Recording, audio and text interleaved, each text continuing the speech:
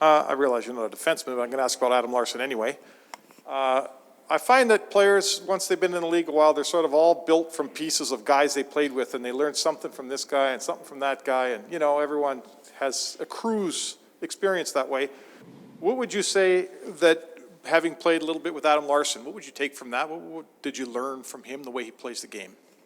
Yeah, well, he's a great player, and he battles really hard. Like, he's hard to play against, especially kind of below the dots in his own end on the cycle. He's really good at taking time and space away from his opponents, and he's good at leaning on guys and getting the puck stopped when the other team's kind of buzzing around. So yeah, so he competes really hard and just kind of that tenacious defense down low.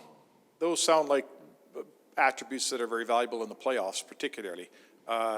In his absence, does this team now have to take, you know, that experience and the new guys they've got and the growth among all you guys that are still here and try to apply some of those things when the games get tough?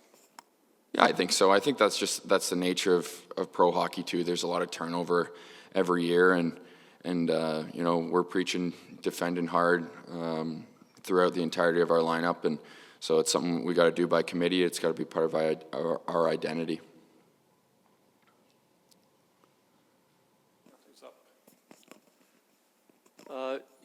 Your game right now, Devin, is it tough to get into the games when you're only playing 7, 8, 9 minutes a game?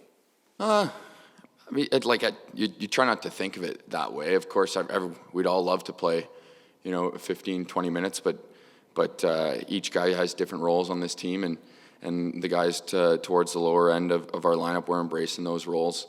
So you find different ways to contribute, and you know, you make sure you're talking on the bench, keeps you engaged, and regardless of when you get out there, you got to find a way to make a positive impact on the game. So you don't think about that too much, to be honest. As a penalty killer, it was difficult for you last game because they didn't call a penalty until there was a couple of minutes left in the game. So you didn't even get into the game to kill penalties until the bitter end. Yeah, that's okay though. Like, of course, you want to being part of the PK helps you get in the game, but if our team's not taking penalties, that's the best penalty kill you can ask for. So no worries there. Thank you.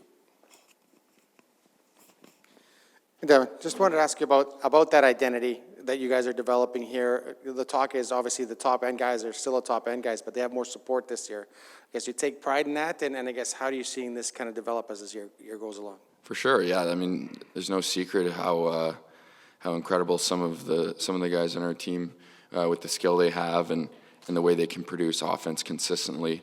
But as a group, we talk about putting our work first and making sure we're getting in on the forecheck and like a lot of teams they play a similar way nowadays, which is playing fast and getting in hard on the forecheck. So if the entire group's doing that, it gives everyone, but especially the big guys, more time to utilize that skill. So you put the work first and get the puck back, and then all of a sudden you see that you got more time and space to make plays out there.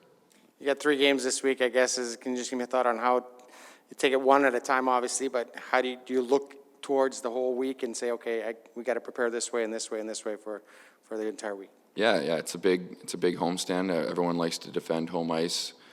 Big week, big month, but as you said, as cliche as it is, you really have to take the day in hand and make sure you're preparing, whether it's a game day or a practice day, and moving forward and developing your personal game, but also our team game, and focusing on the task at hand. But yeah, we know the schedule that's coming ahead, and it's going to be a grind, but all we have to focus on is tonight. Hi, Devin. Daniel Nugent-Bowman with The Athletic. I'm just curious, you kind of stumbled into the year with the injury and getting going and stuff. How did you how's that process like getting going for you and ultimately getting into the lineup after a couple games off?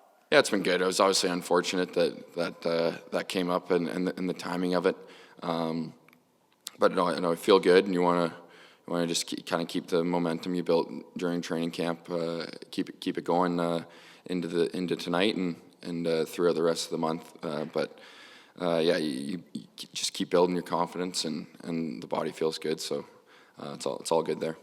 Last year you had a chance to play center and wing and kind of rotate around. This year primarily at center. Is there a difference there for you? How have you had to adjust your game primarily staying in the middle?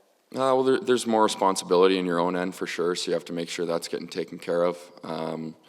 once you get in the forecheck and even in the neutral zone, you're kind of just filling lanes.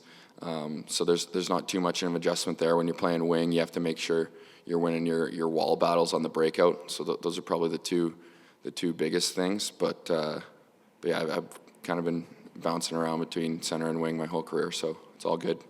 And having a chance to play with a lot of different wingers there on the fourth line, how do you kind of go about approaching your game on a nightly basis when you've playing with a lot of different guys?